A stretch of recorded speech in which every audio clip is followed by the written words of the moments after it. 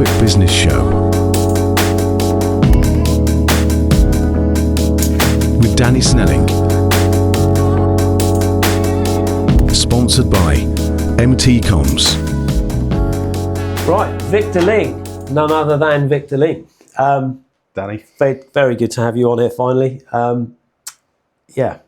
What can you tell us? What's going on? What do people most know you for at the moment? And then we'll go back in time and find out a bit about your background. So today is actually the first anniversary of me starting at the Norfolk Chambers of Commerce. I started there literally a year ago today. And it's been an interesting journey going back into the world of employment, to say the least. Yeah, we had a chat a few months back about this, didn't we? And how are you finding it working for someone? We'll perhaps delve into that in due course. But so Chamber of Commerce, what is the Chamber of Commerce for those that don't know? And so it's the voice of Norfolk businesses, I think, is one of our strap lines. We're a membership organisation. We have just shy of 700 members, and we're here to help support and give them a voice. And we engage with those, and we also engage with a lot of the government, etc., and we can help direct policy. Yeah, I think that's an important part of it, isn't it? Because you are listened to, I think, as well. Very much so. From other entities, if you like. Yeah. But yeah, that's what you're doing now, and I think it's fair to say that you can talk from a small business owner's point of view because you have indeed had your own small businesses over the years. So perhaps let's roll back in time now. Where did it all begin? Where did you grow up? And we go right back. Yeah, right back. So So, what's your history? I'm a Hertfordshire boy. Okay. I was born in St Albans, but we moved to Bedford when I was 5.5, 6 years old. So I consider really Bedford to be my hometown, as it were. My parents still live in Kempston. I was going to say, have you still got family? Yeah, my parents still live there, so I was back there a couple of weeks ago visiting them. But I had a bit of I changed schools a lot when I was a child, so I was fortunate enough to go to private school for a lot of my education. Was at Bedford School and then went to Sri Lanka for 2 years. My mother moved out there to look after her parents. And so I went along there, so came back at school holiday time, but mainly I was schooling there. It's an international school. And that was interesting. There was 40 different nationalities, very much American-y sort of based, but great time. At that time, I got moved forward a year. So consequently, when I came back, I did my A-levels when I was 17 back in this country. And it was, interesting. I bet I can imagine. I had Adam Soul in last week. I saw some of his interview. I didn't know something about him, that he went to international school in the Canaries. Yeah. And that's something I never knew about either of you. So. There you go. At the time, a bit like you, really into technology and computers, and went to York University to study computer science. Oh, wow. But of course, that was back in the olden days where it was a green screen and a flashing cursor when you started up a computer. And, Windows had just about come out. But I did about a year and a half there and then realised it just wasn't for me. I remember walking into one of the computer rooms, banks of computers everywhere, and then going, do you know what, these just aren't my people. And walked out. Yeah, you wouldn't strike me as a sort of, I know you're into technology, but just, sort of a geek behind a desk because none of them can communicate. Absolutely. Most of my experience, yeah. But they lose that ability to communicate, don't they? Something you're completely not lacking. Thank you. Yeah, so I then went into, came back to Bedford, had a variety of different jobs there, went into retail, and ended up running a retail establishment in Bedford. Got headhunted and moved to Northampton and ran a catering equipment company there, which was a bit different. And then went into field sales and did the usual. Started off with the sort of local papers and doing when people still read papers. and then Advertising in them, or Absolutely, yeah. selling advertising in them. Yeah. Yeah.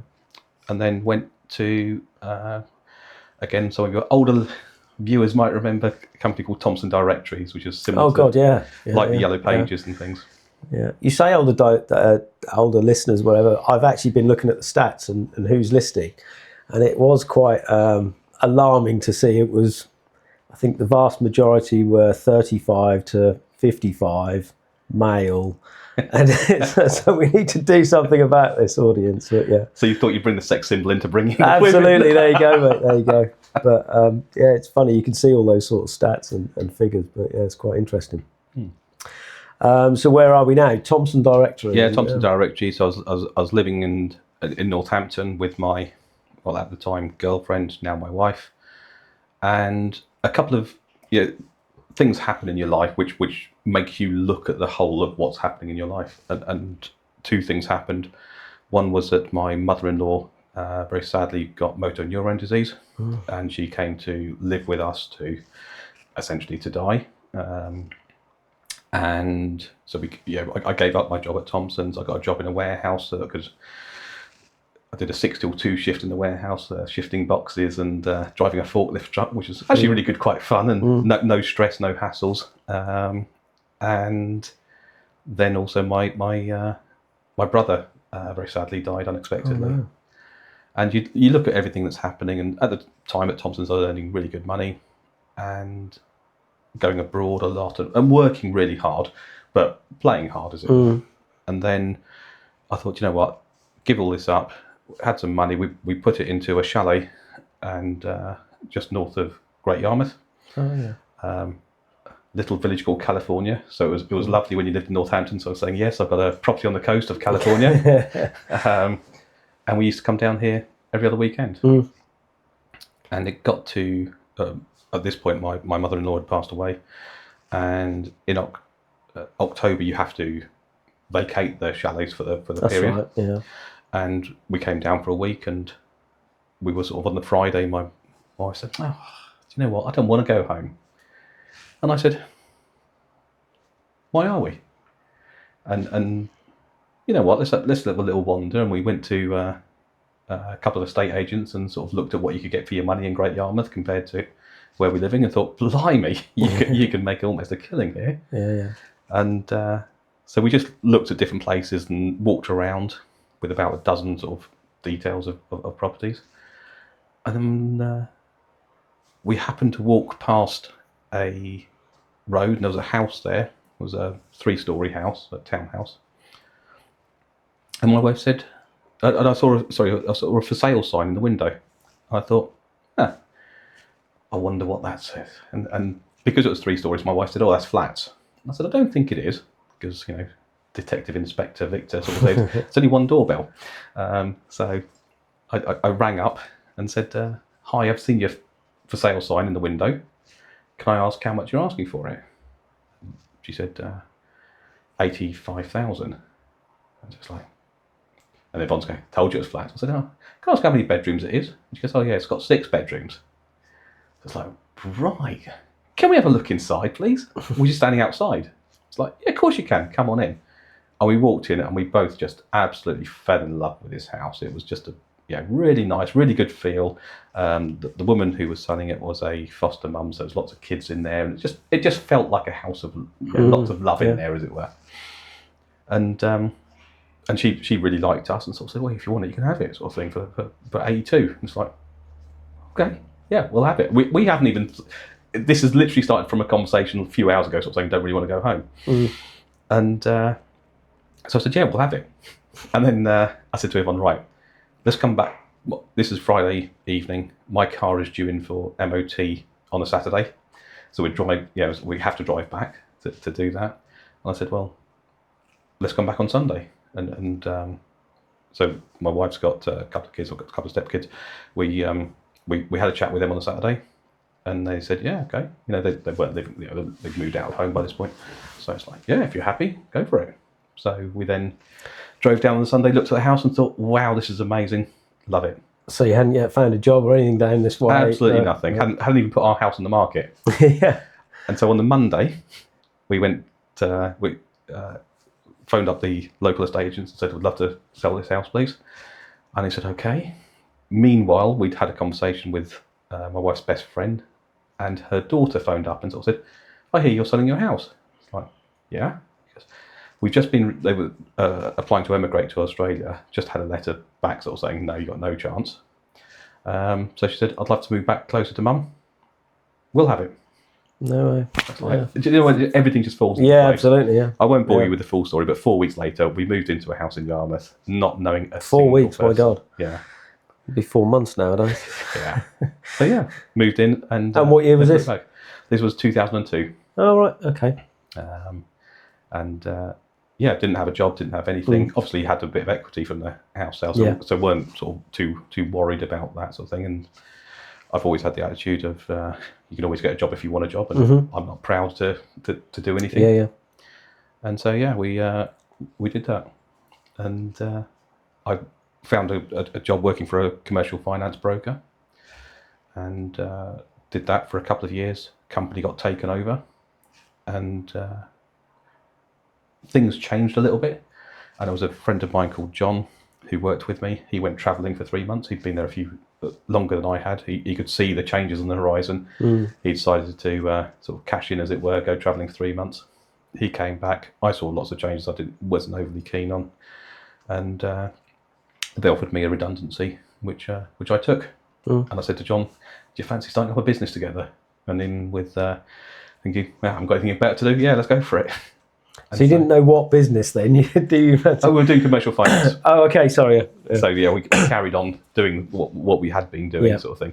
And the business we worked for had evolved enough that they didn't actually want the customers that we were. Thing. So they almost gave us and sort of said, "There you go, Well, you can sort them out." So that was handy. Did that for 5 years, and then of course the 2008 financial crisis came along, and everyone wants to borrow money, and no lenders are actually lending it. And I was in the position where I was the main earner in our household. In John's, his partner earned a decent salary, so he carried on with the business, and I said, "I need a job." So I got a job with a chap called John Barker, who happened to be my B&I chapter at the time, and he said, "I'm looking for a general manager." He said, let's have a chat." He bought me fish and chips. I'm easy. And I started there, working there. And then 2 years later, ended up leading a management buyout, and then becoming 100% owner. Yeah. And I don't know, tell me more about that business. What was it then? What was it when you? Yeah. So when I took over, it was a high street developing lab. So again, for the older listeners, who've got we used to do 1 hour development on film cameras. You better just explain what development, development is. Yeah. So in the olden days, you used to have a camera with a film in it. You had to take those to a shop or send them off by post and get them developed into photos, because of course the digital era wasn't. You say this, but it's having a bit of a revival. So I'm led to believe my son, who's 21, 22. The last couple of years has had a camera with a film in it again. But then he took all the photos. What do I do with it now? That's the thing. And you can't actually take it anywhere easily anymore. I think you have to post them, don't you? It's the trouble is, because it's it deals with chemicals, and the chemicals are live. Unless you're putting through a lot, those chemicals actually go off. So hence the reason that there isn't enough in a town generally to be able to do it. Makes sense. But apparently it's had a little revival. So the business itself, Barker's, had been going. Well, it's been going now for about 115 years or so, probably longer than that actually. And it started off, or in its heyday, 1960s. It used to have on the seafront in Great Yarmouth. It used to have a load of cameras on the seafront positioned out, because of course at this point no one had a camera. It would take what they call walkies. So people were literally just walking down the street or walking on the prom. They'd have a photo taken of them, their family, whatever. They'd be given a ticket and told that 5 o'clock or 6 o'clock that evening they can come back to one of the huts that are situated on the seafront and see that photo, and if they liked it, purchased it. And at one point we were the 3rd biggest employer in Great Yarmouth in the summer holidays. Wow. Of course, those days are changed slightly. Well, even in 2002 was it? 2010 when I bought that. Yeah. Oh, sorry. So were they still doing that sort of thing though back then? No, we do a lot of, and we still do a little bit of event photography. So black tie events and that kind of thing. We take photos of people on arrival, and now we can instantly print those for people to just take away with them. Again, it's a nice little memory of that night, isn't it? Yeah. And of course, a lot of people don't go dressed up all the time in tuxes or ball gowns, etc. Yeah, I know. Certainly take my photo a few times over the years. Yeah. Did I say a robot or something, or was that? So the business has evolved again because of course.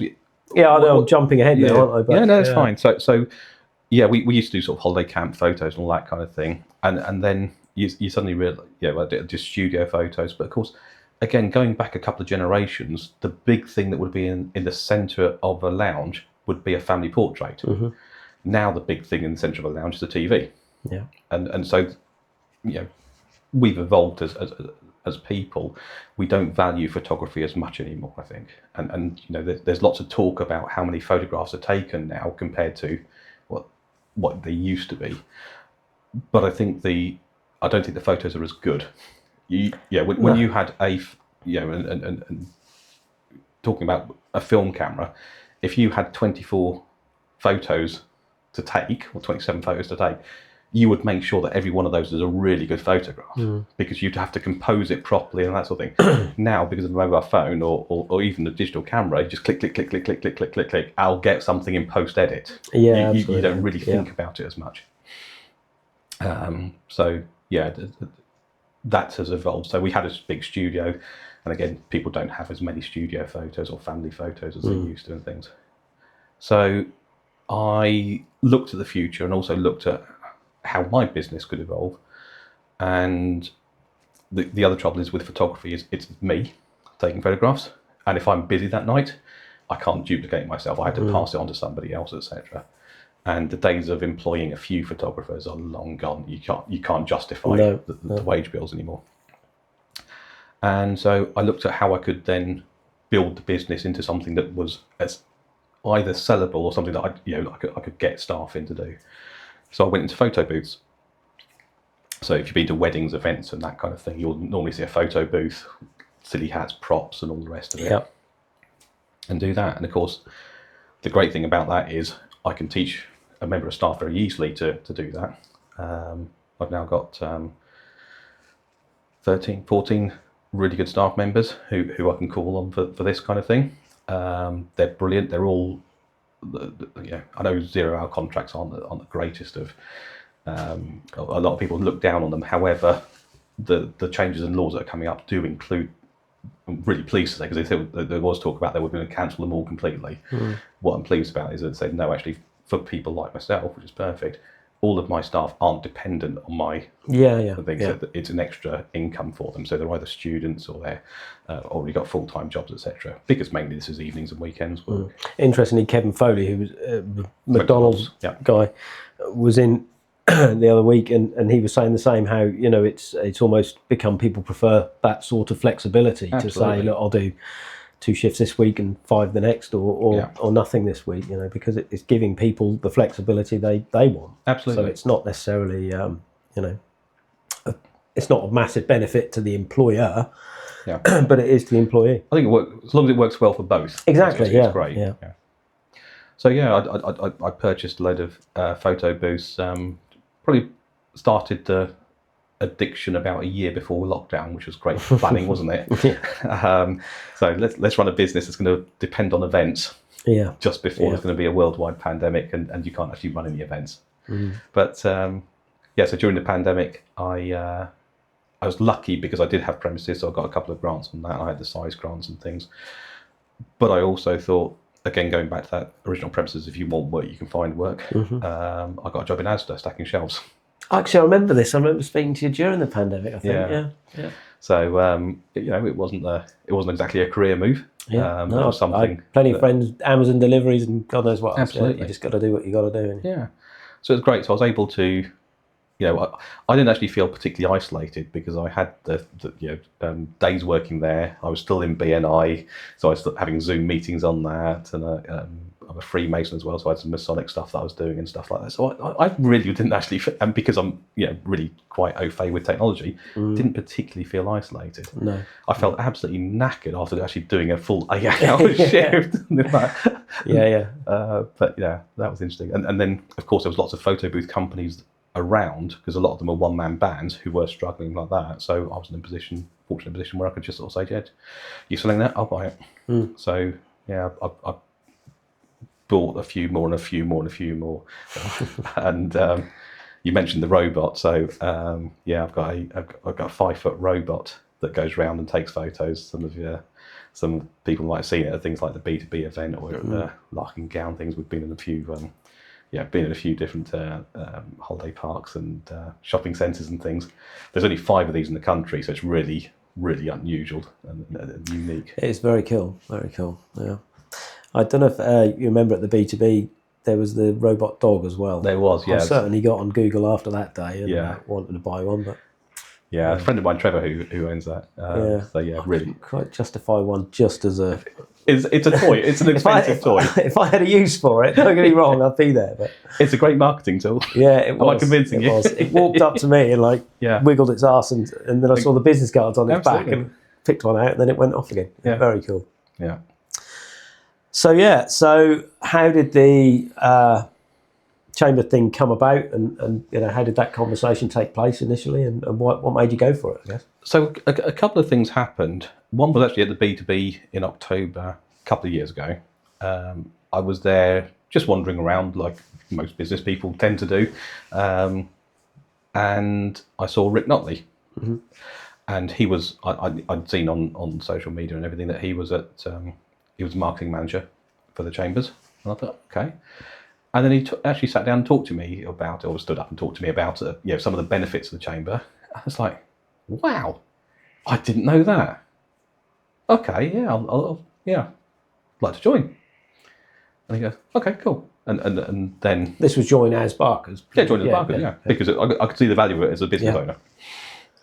And then for a variety of reasons, it didn't happen. And then I turned, this is in November, I turned 50. And shock horror, you thought I was a lot younger than that, didn't you, Danny? Well, Nod. Well, you're only 2 years younger than 2 months younger than I am, because I think, is that younger or older? I was December 50. So. Oh, yeah. And I think when you turn 50, you know, again, it's just one of those life-changing moments when you think, where am I going and what's happening and all this sort of thing. And what for me personally, it was not being half as successful as you, Danny, thinking, do you know what, pensions and everything that, maybe I should have not been putting all that money into photo booths, but maybe putting some money into a pension instead. And so looking at things like that and looking at where what I want to do and where I want to be, and looking at my exit strategy for the business. And thinking, okay, I could build this up to a certain level and sell it, and then what am I going to do? And like you, I've always wanted to help other businesses out.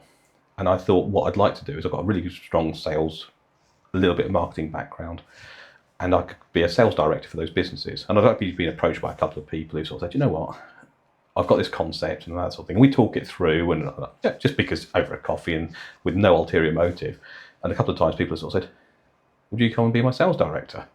And it's like, no, I can't. I can't justify not spending that time on my business to build my business up before that. But that idea started sowing, where I go, do you know what, I can do this. I can help those businesses and that sort of thing. So I can sell my business, have a nice steady, have that sort of money in the bank, and then just do this sort of 2-3 days a week, whatever I want to do. Yeah. And then I suddenly realised I'm actually too big to be bought by anyone. With 23 photo booths now, and with all of these the staff and things like that, and unfortunately, fortunately, being in Great Yarmouth, and I love Great Yarmouth, I don't want to move anywhere else. But if my business was in Cambridge, maybe Norwich, where you've got much more of a centre, do something. And then very randomly, I saw something on social media about an account manager for the Norfolk Chambers of Commerce for the eastern side, Great Yarmouth and surrounding areas. It's like, that's a bit silly. I looked through the job description and thought, do you know what? If anyone wrote a job description for me, you want to network with local businesses. Yeah, and get paid for it. And get paid for it. It's like, wow. Yeah. So yeah, I went into, I put an introductory email together, and it's like, yeah, CV, gosh, okay, let's try and make up some sort of CV and things. And so I put that through, and then Jack Weaver, who's our chief operating officer at the chamber, said, let's have an informal chat and a coffee.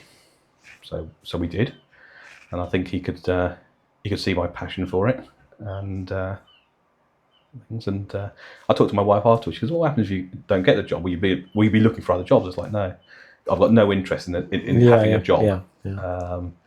And I think it's fair to say it's more a calling than a job. I think it's certainly not for the salary, because they pay rubbish. But it's a case of it. I firmly believe in it. I believe it can help businesses. When I first started 20 years ago in my first business, the two things I changed were the two things I changed in my business when I first started were joined, as I should say, was the Chamber of Commerce and BNI, and both of them had a massive impact on me, meeting people like yourself, meeting so many business well, actually, people. before we go too much into the chamber and what they can do and everything else, I was going to actually ask you, and more as a whole, really, with Barker's and anything else you've done, what have been the key winners for you? What has really worked for you? I mean, obviously networking. Yeah. Is there any marketing? Is there any technology? Is there any certain things you've used and been good at over the years that have helped? Networking has certainly been. If there's one thing, if there's only one thing, it would be networking. And people used to joke, Victor's here. He'd turn up to the opening of an envelope. I've heard similar things said about myself. Yeah.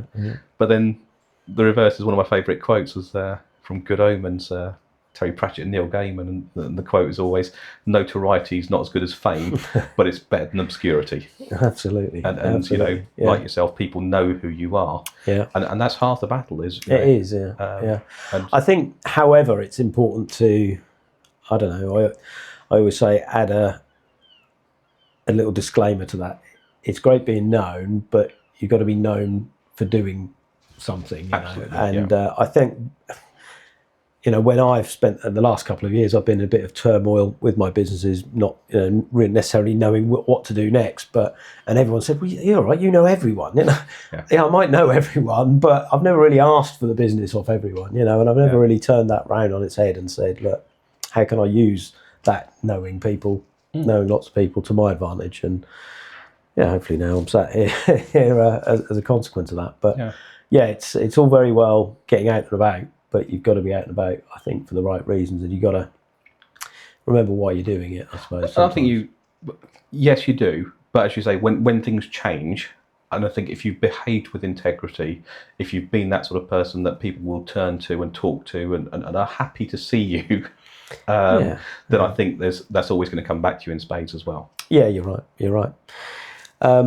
Talking on networking, I must tell this story. Was it 2010? I think it was, or maybe 2011. 2011, yeah. Yeah, I can't remember who asked us what. Well, we had a slightly different journey on this. Yeah. So I remember sitting at Barker's in front of a computer in January.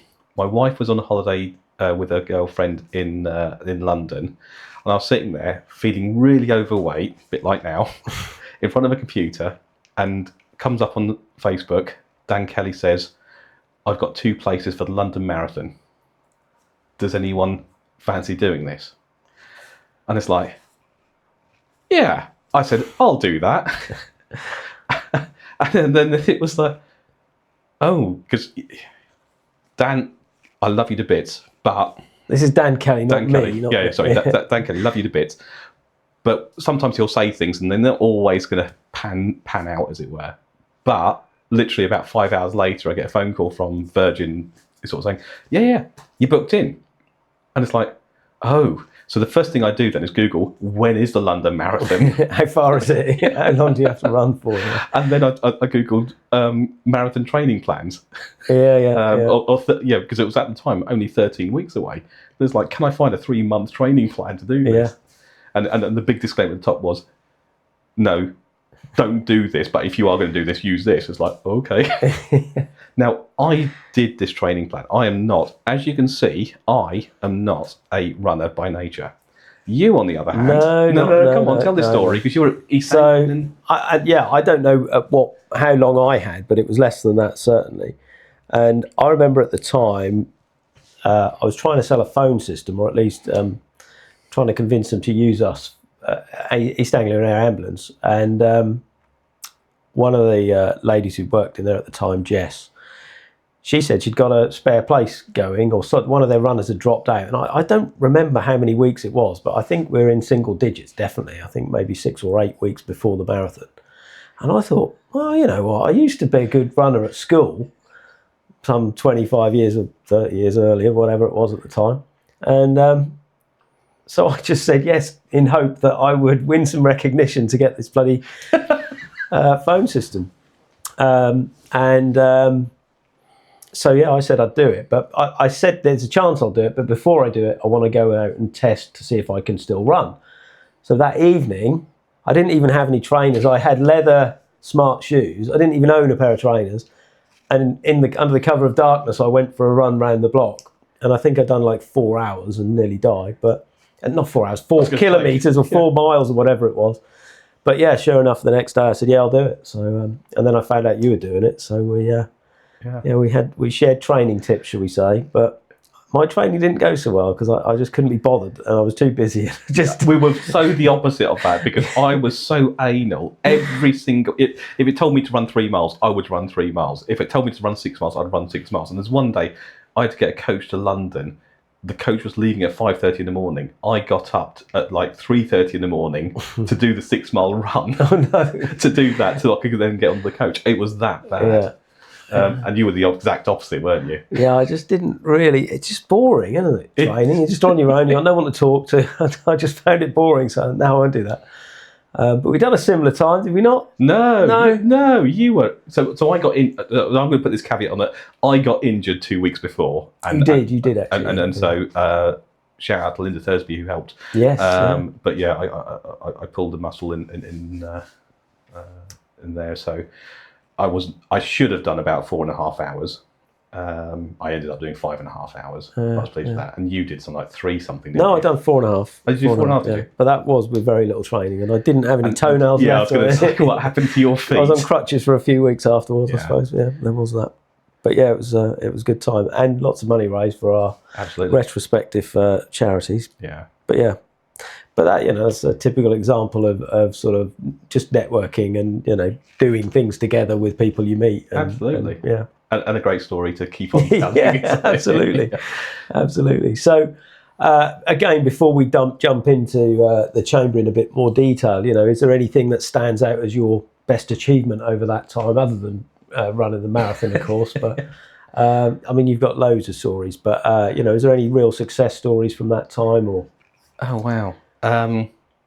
That's really tricky. That's really Put you on the spot, me. Yeah, there's probably just been lots of little ones, haven't there? But yeah, there's.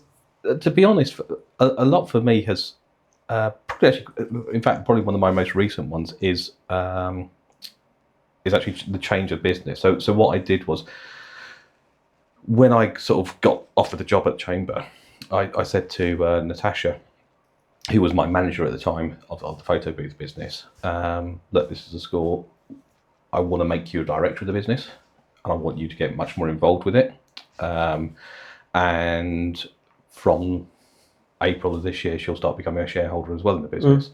Because, I think promoting from within, giving people more responsibility and that sort of thing. And I don't think Natasha will, hopefully, she won't go too mad if I say she suffers, like a lot of people do, with imposter syndrome.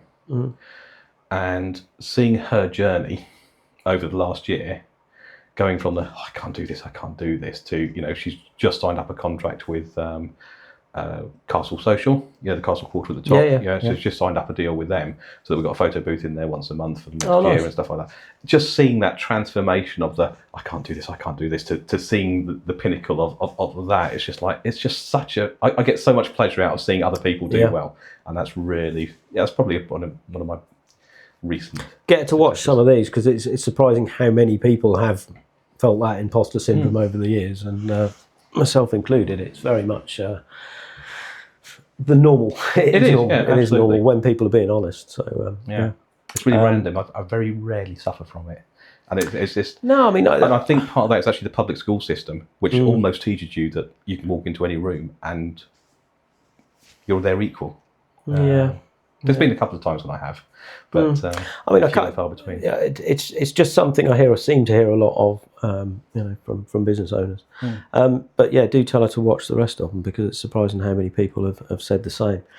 So those sort of highlights. Were any real lowlights? Obviously, pandemic is one, but is there any other times that? Do you know what the pandemic was one? I was fortunate not to lose any close friends or anything.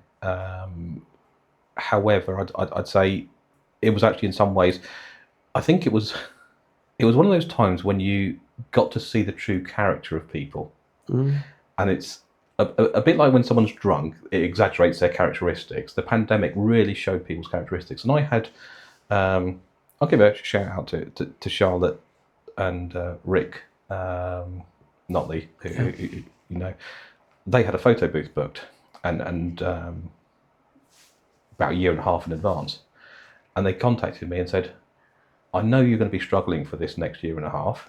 Do you want us to pay you all now? Pay you up front now? Oh, nice. Yeah. And I thought, do you know what? That's they didn't know me that well. Yeah. We weren't good friends, but they just thought, you know what? And they did that to all their suppliers. They said, we know you're going to be struggling for this. We want to help you see through. And I thought that was really good. Yeah. And then on the reverse side, I had a really good friend who I shouldn't say this because he probably might watch, but it's like he went out and bought a freezer to put into his garage to stock up with a load of frozen food. Was it Big Macs? Yeah. Well, again, Kevin Foley said everyone was just the week before they said they were going to shut. They went and bought loads of cheeseburgers and Big Macs and froze them. But it's like, why are you doing that? It's just, if everyone shared, it's great. But you start getting a couple of people who start getting greedy. It's like, But anyway, Yeah. It does show. Those times did. I don't know. Just trying to think back. Did that show my true colours? Because I honestly feel like those were some of the best months of my life because I got my kids around me 24 hours a day. We were working on the house together. It was good times for us. Well, funny enough, one of the things for my wife. So for those of you who know, my wife's a bit older than me, and one of the things she refused to marry me twice before she finally accepted, because one of the reasons was she said we'd never get to retire together. So going through the pandemic was a little bit like a retirement because I wasn't working half as much as I normally did. Walked along the beach because again, living in Yarmouth, so walking distance to the beach. So we just walked up and down the beach every day and stuff, and it was great. Yeah. I'm sure many people can say it was great. Obviously, that's not taking it away from those who did suffer at all. But it's just, for some people, that's the only time in their lives when they have been able to take a step back from the world and enjoy life a bit. And I think sometimes it's just about reframing. You can look at everything in a really negative way, or you can try and find the positives in any situation. And that's, from a Great Yarmouth, and I was a big advocate of Great Yarmouth. It really helped Great Yarmouth in some ways because, of course, people couldn't go abroad. And so suddenly, lots of people were coming to Great Yarmouth and holidaying there and seeing, actually, you know what? This isn't actually as bad as we thought it was going to be. That should be our tagline of Great Yarmouth. I think it's only locally it has that reputation. I'm sure it's not globally. So what do you think, touching on technology, has been, your most useful not just gadget. I mean, we're both into our gadgets, I know, but from a business sense, is there any sort of marketing that works well for you, or is there any sort of? It can be Chamber or Barker's, whichever. I think ChatGPT has just been such a game changer in the last 6 months, year, probably last year. It's been that. I pay for the premium slide. You get a few more extra little bells and whistles on. And funny enough, I'm doing something on my website at the moment. And it's like, this is going to be really difficult to do. It's like, what where's ChatGPT? And it comes up with all the code and everything for you. It's like, oh, wow. And I think I was speaking to someone the other day, and it's like it's rated as one of the top 100 programmers in the world now because of what it can do. Yeah. And it was just so simple, so easy. And it's like, wow, I hadn't even thought about that. But I think there's going to be, what I'm really excited to see is the next generation of people who really can, because there's so many people I know who just think of it as a search engine. And just use it in the same way that they would with Google, and then suddenly realizing actually, having that conversation, educating it into what you want, and having that two-way sort of conversation. I quite often talk to talk to her and so it's a her for you, is it? It's a her for me. Okay. Interesting. She's more intelligent, so it's got to be a her. But yeah, I think each person has found their own little way of using it. Obviously, it can be very, very easily misused, and to those who are in the know, can easily realise that you're using it.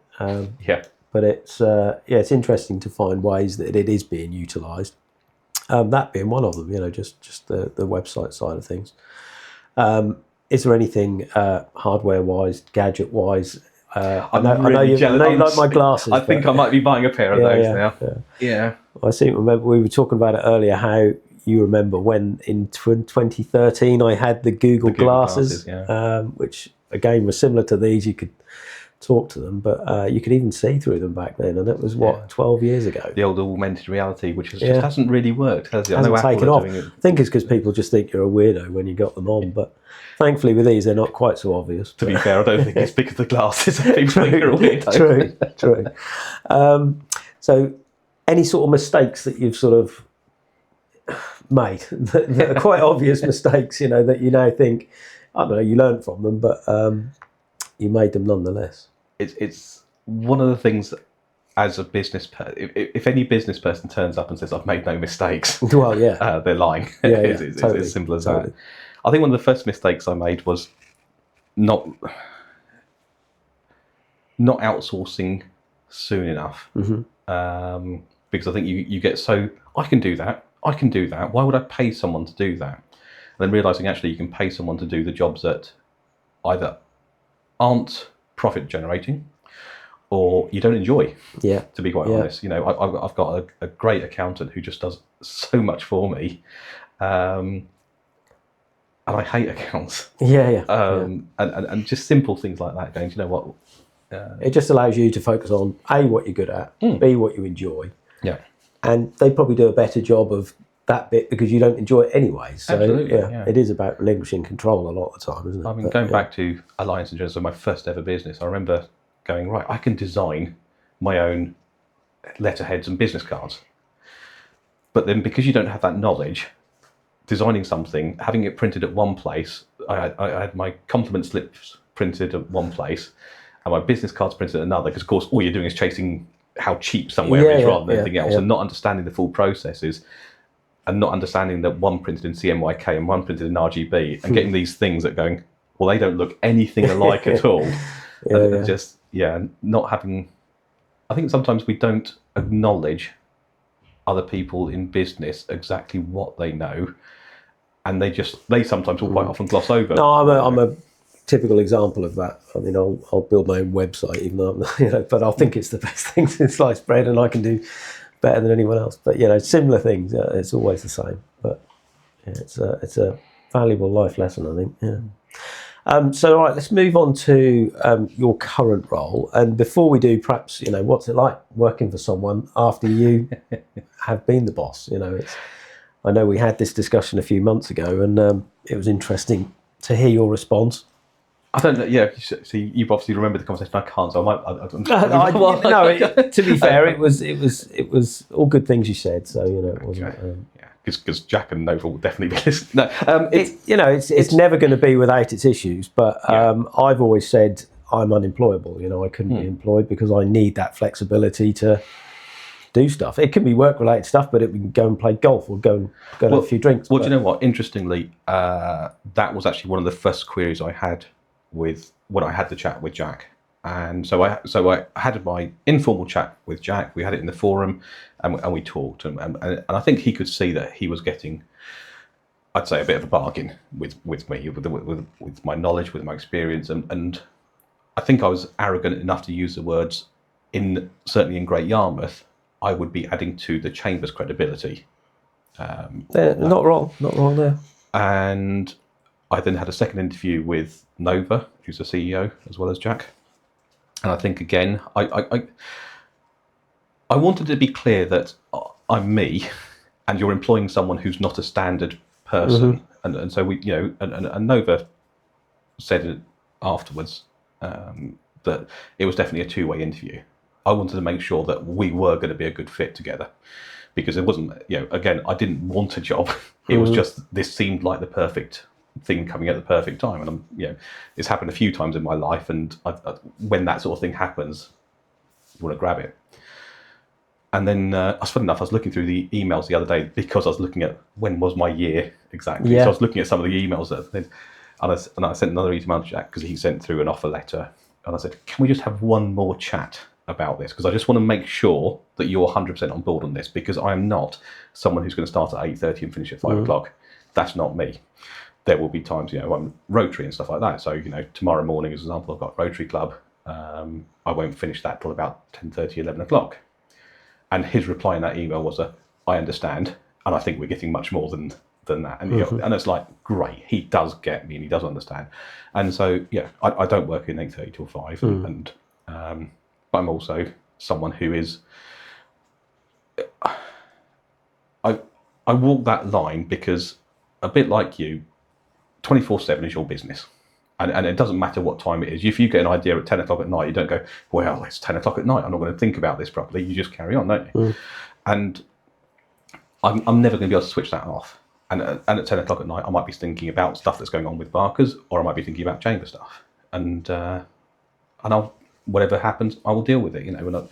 There's been times that weekends or whatever, I'll be doing Chamber stuff, and I was a week off holiday, and I actually got an email from Nova saying, stop replying to emails, please. And I've had customers who said the same thing. It's like, you've got an autoresponder on saying you're on holiday, why are you replying to me? And my reply to that person was, if you genuinely love your work, it doesn't feel like work. And I struggle with this. How many hours do I work a week? I don't know. Is this work? Genuinely, it's a question. Is this work? It doesn't feel like work. It feels like I'm having a chat with someone who I've known for years, and we've known each other for years, and this. But it is work, isn't it? So Yeah, interesting. Yeah.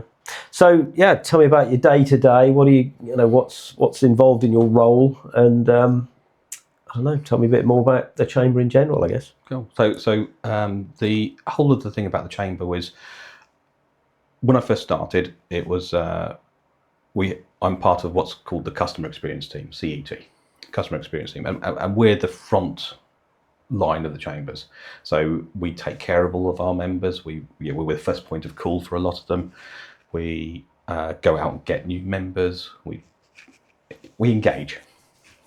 And in the last year, that position has changed slightly. I'm now senior account manager, so I'm actually in charge of the CET team. And I've brought in, I think you might know Mike Dawson. Oh yes, So Mike now works for us as well. I haven't seen him in many years. We, again, one of those people you've networked and just remained really good friends with. So he became part of the team, I think, November, and he's our coordinator now. So he's actually based in the hub, whereas myself and Katie, we're out and about and seeing people and things. So it's nice, one point of contact and things like that. And then we got Jacob, who started 3 weeks ago, and he's a bit of a hybrid role. So sometimes he's with Mike in there, and sometimes he's out. Oh, who I met Friday, That's right, bless him. 2 weeks in, getting to stand up in front of 70 people and give her 30 seconds. But it's I've got a great team, and we are there to help engage with businesses. We put on events. We've got around 100 events a year, which we put on, like the networking breakfast and walks and that kind of thing, paddleboarding. And last year there was a lovely Oktoberfest at Epic, which was nice, from what I remember of it. So a huge amount of different types of events. and appealing to every type of demographic as well. We do some big events. So next week we've got what's called the Festival of Knowledge. So we deliver that. Actually, this is about 6,000 school kids coming to the Norfolk Showground, and we have big companies like Lovell and Morgan Sindel. They've got a construction area, and so it's giving these kids something to go, oh, do you know what? I hadn't thought about this. I hadn't thought about it. Not a careers fair, but that kind of thing. Getting people thinking about different sort of things, and we've got different sort of sectors in there. So we've got an agricultural sector. Oh, is there a technology thing coming up? I think I said I would go. We would go. I don't know much about it yet. I heard the word technology and said, yeah, we'll do it. Yeah, there's a tech side as well, so I'll get Shelley to give you a shout about that. And it's about inspiring kids. Because at the end of the day, one of the things that when we're talking about to businesses, we do these things called engagement groups, where we go around to different areas, gather a load of business, and say, what are your challenges? And 9 times out of 10, the challenge is people. And certainly young generation. Now, some of that can be the generation thing of go, well, it wasn't like that when I was a lad. But some of it is actually, you know what, we have gone through a pandemic. Those kids are have had a horrendous time. You remember back when you were between 10 and 14, if you'd had 4 years of that where you couldn't really socialise properly, we'd be different people now, wouldn't we? It always makes me laugh. My youngest said, do you know what? I'm so glad I lived through the pandemic, because I'll get to use the line, tell the story what he went through as a teenager, whereas in his era it was always the older generation going on about the war. So the Festival of Knowledge next week. That'll be lots of things. That's more about giving back to the future generations sort of thing. A couple of weeks ago, we had the big debate that was in the forum. So there we get everything from MPs to leaders. We actually canvass people and say, what do you want to debate? So it's a bit question timey. And it's really good. So we actually go to say, what do you want to talk about? And one of the questions that came up was about Norfolk brands, which we knew in advance. So it was 4 topics. And one of them was about Norfolk and how its identity is. And so one of the panelists was, for example, Nick from CEO of Gerald's, because of course one of the iconic Norfolk brands. So we get relevant people in to talk about it and debate it. It's really nice. I had Elliot in just yesterday or the day before. So it's got to be published soon. So excellent. Obviously, you know about the B2B exhibition. Yes, you've been going to that for many years, I imagine. But that is on its own a brilliant event, isn't it? And pretty much every business is there. It's the biggest. It's the biggest event, business to business event in East Anglia, which is lovely. Yeah, it's good. And then we have the Royal Norfolk Show. We'll be opening up for the stalls for that for next week, actually. Is that going to be a big tent with lots of smaller marquee? So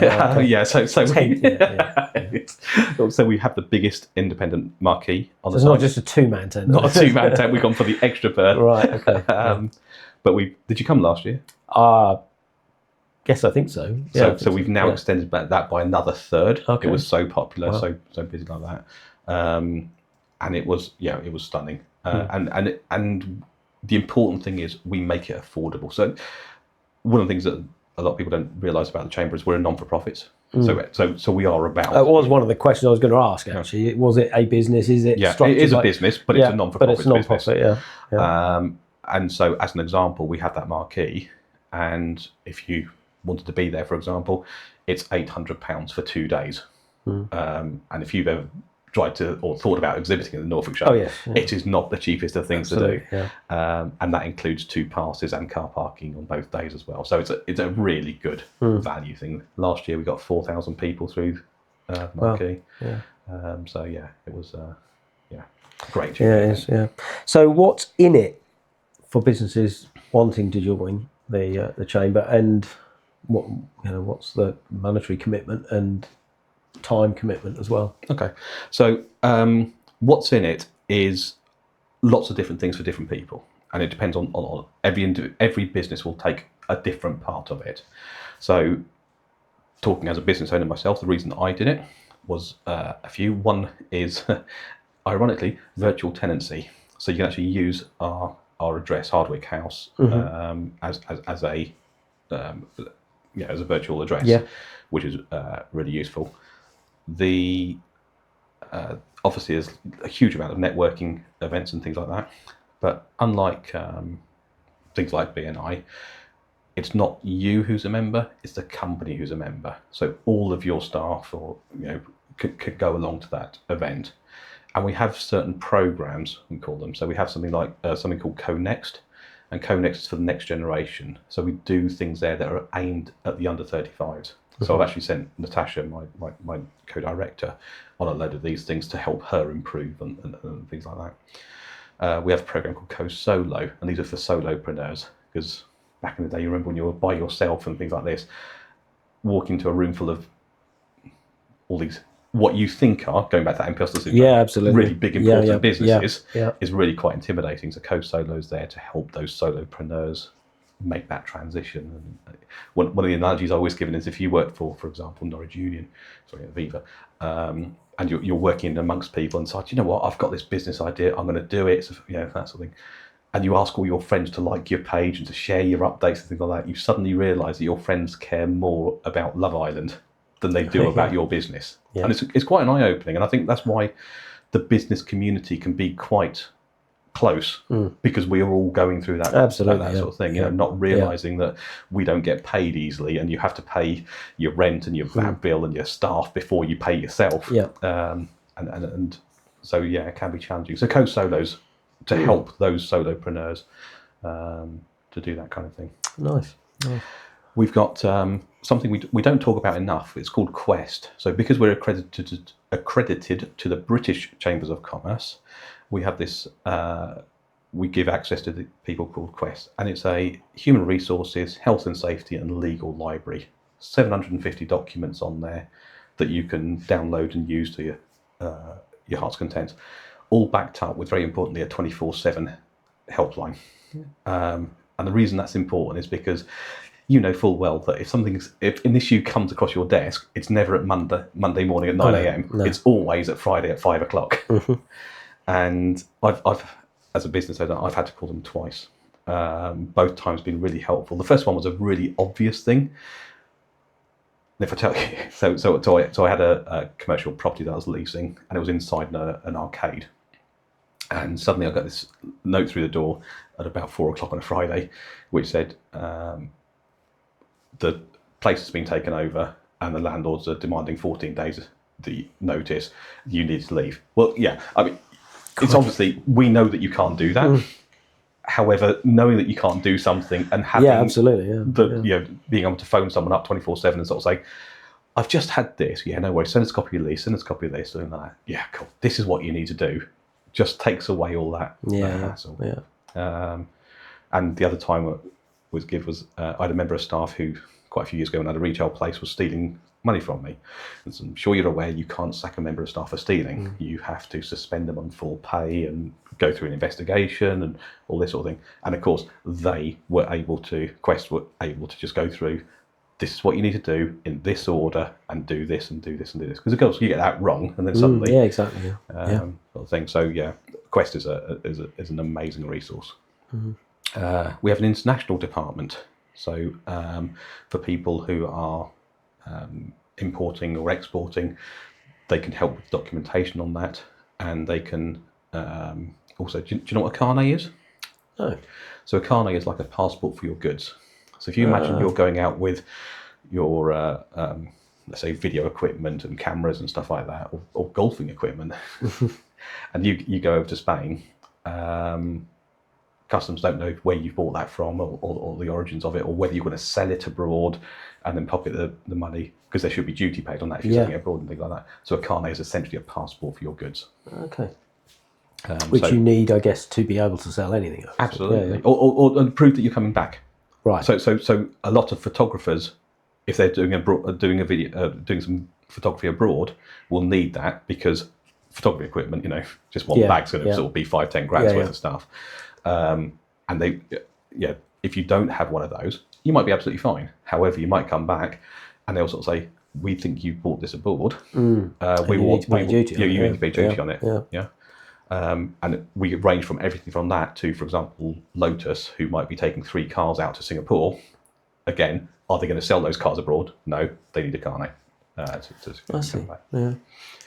And we opened back in October, we call the Business Hub. So just around the corner from here, on the top of the Prince of Wales Road, next to Anglia TV, workspace. And it's superb. It's all open desks and things. We've got a boardroom as well, which can be hired out. But there's lots of desks. It's a really great business environment to be in.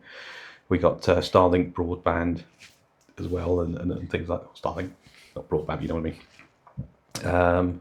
And yeah, it's great co-working space there. We've got those pods that you have probably seen in different places as well, so you can have privacy if you want to have those, and available for ridiculously cheap money. So what's the commitment? What's So it's an annual fee, Yeah. and it depends on the size of your business. So if you're a sole trader, it's £265 a year. If you're up to 10 employees, £335 a year, and it goes upwards from there. But because we're a nice company, we also do that on 12 monthly interest-free payments as well. So my business, because my staff, I've alluded to earlier, are mainly part-time, it's classed as a 1 to 10 employee business, and so I pay £33.50 including that per month.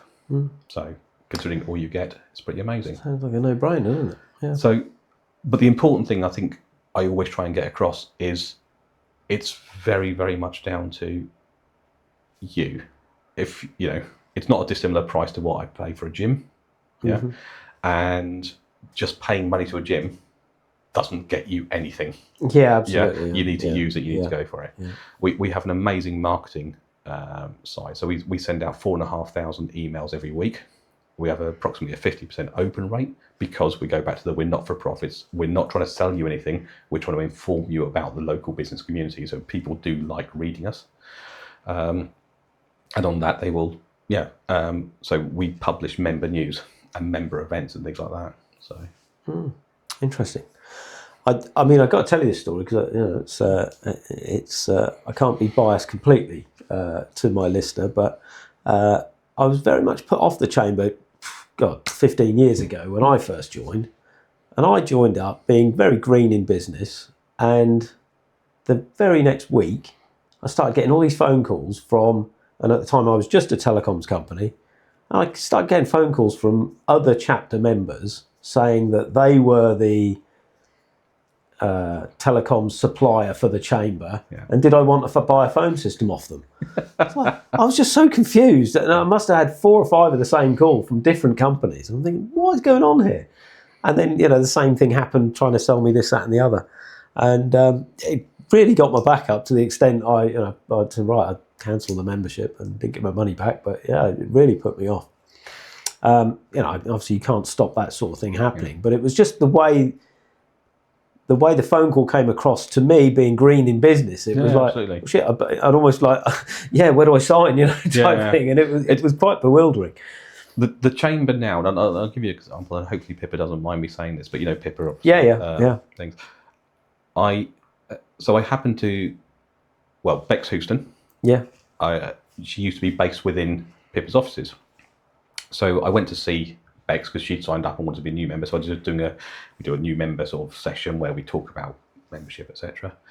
And as I went through the office, Pippa's there and dogs are there, so I was playing with the dogs as I was downstairs, and said said hi to Pippa because I've again known her for a long time. And Bex said to Pippa, "Oh, are you a member of the chamber? Oh, Victor's here from the chambers." She goes, "Are you a member?" And Pippa goes, "Nope." It's like, oh dear. Okay, I'm going to ignore that one and just walk this way. So I did, and that was it. And then about 6-7 months later, I speak to Pippa. I get an email from Pippa, which essentially says, "Yeah, I would like to join." So I was like, "Okay, cool." So I went in, I saw Pippa, and I sort of said, "Okay, yeah, you want to join? We can go through the things like that." So I said, "But I've got to ask you. There's been a bit of a difference to when I came last time." I said, "Well, yeah." She said, "Well, a few things." She says, "One, I've seen the differences that, yourself and Rick and things like that, you've become more business orientated. Because I think it's fair to say we were probably a little bit more public sector or large business orientated than we are now, and we reversed that now." And secondly, she says, "Yeah," she says, I walked into, 20 years ago, she says, I walked into a chamber meeting. She was all suits and things like that, and I just walked straight back out. It just wasn't a welcoming place to be. Yeah. And she says, I've seen the change that you've done and all that sort of thing. So I said, oh, I'd like to sign up. So I said, brilliant, great. So it's good that we're doing that. And Absolutely, yeah. But then at the last B2B, she had a stall. And so she had the stall there. And at the end of the B2B, it's obviously a really long day for us, a couple of days for us. And I put a little photo on LinkedIn with Shelley, who's our events manager. I put a photo on with the two of us, sort of saying, mic drop, really went, yeah, great job. And Pippa put on the comments sort of saying, what an amazing event, loved every second of it, can't wait till next year. And it's what, I'm really proud of that. I'm really proud of being part of that transformation from that chamber, which was disassociated, I think is probably the best word, from its members, from its usual members. And bear in mind that I think 84% of our members are 10 employees or less. So, those are our core businesses. And we were, I'd say, much more orientated towards those big businesses and the public sector. So I think it's really pleasing that we've gone, and we've got that at heart now. Definitely. I think myself, Mike, Shelley should run her own business. Bringing that business people into that community has really made a difference. Absolutely, sounds it. I'll perhaps better give it a little look, hadn't I? You had indeed. So anything you want, is there anyone you'd like an introduction to? If there's anyone you haven't been able to get in front of that you'd perhaps like to? Kevin Foley. Kevin, yeah. I'd love to speak to him. I'm just trying to think if he would be able to get involved with Chamber. To be fair, I'd just like to have a chat with him about his aims and goals of that, because it was interesting.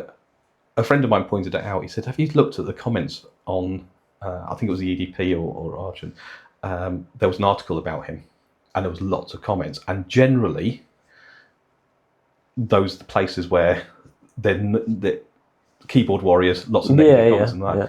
The amount of positive comments about Kevin. Wow, I was about to ask, negative comments? No, they were really positive about him and things like that. And I think, I'm a massive proponent of small businesses and that thing. I cut my teeth working at McDonald's, and the lessons I learned at McDonald's, and I think everyone should. Absolutely. It was amazing. And I remember so clearly, and it's I was 15, so what's that, 35 years ago. I remember, 37 years ago, sorry. I remember working behind there, doing some bits and pieces, and there was a spillage.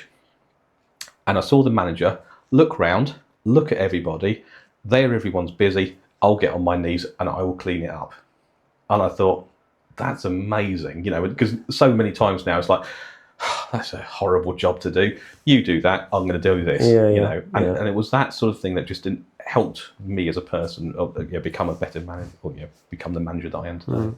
Well, I'll certainly ask Kevin for you. That would be a good introduction. But any businesses you'd love to have in the chamber that aren't and you think should be?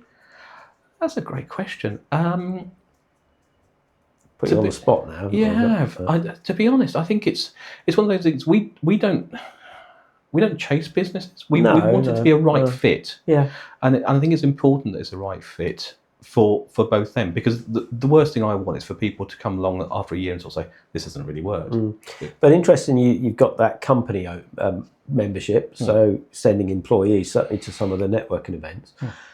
You often see some of the larger companies literally joining these things just to send their new recruits in. Absolutely. Because it gives them better, so many advantages, public speaking and just mingling and mixing with the business community.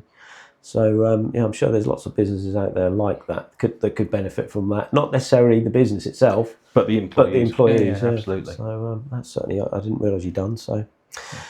All good. That wraps things up for me. I don't know about you. Do you think we've got anything else we need to be telling these listeners about? Or it's been absolutely great. It's been lovely sitting here and having a nice cup of tea and reminiscing over absolutely marathons and networking. Goodness knows what. Victor, it's been an absolute pleasure, mate. Thank you for coming on. Really enjoyed it. Thank you. Cheers. The Norfolk Business Show with Danny Snelling. Sponsored by MT Comms.